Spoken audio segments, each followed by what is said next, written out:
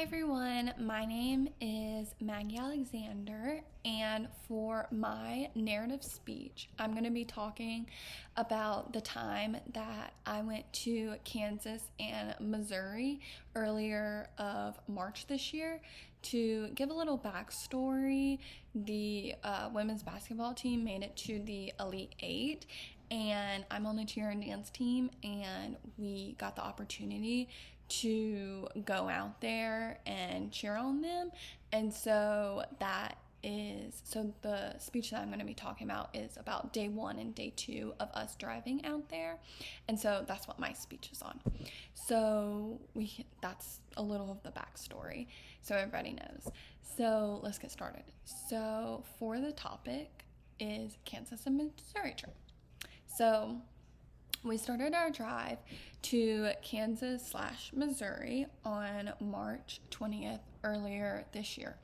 The cheer and dance girls got all put to the back of the bus, and let me tell y'all, there was like 18 of us, while the band kids got the whole front of the bus, which there was like 10 of them, so we all got smushed to the back of the bus while they got all spread out to the front of the bus. Didn't make sense at all, but that's how it is.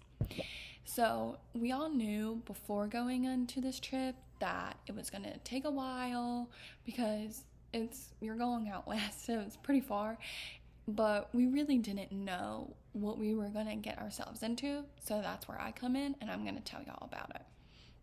So the trip started as any road trip would, everybody talking and listening to music or taking a little nap or even reading a book.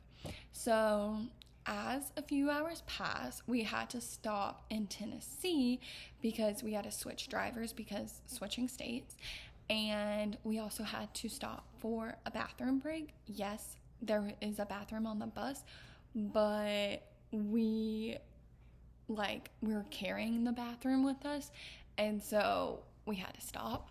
And so bathroom breaks actually take between 10 to 15 minutes because there's like 20 to 25 people on, like 30 people on the bus, and that's a lot of people, and there's more girls than guys, and so it takes a while.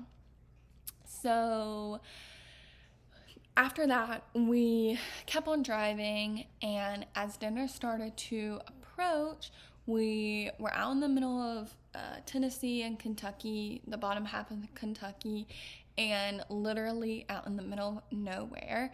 And we didn't know really where to stop because there were so many of us, and we didn't want to bombard a restaurant with so many people. So by 11 p.m. we stopped at a sketchy random McDonald's in the middle of nowhere of Kentucky at 11 p.m.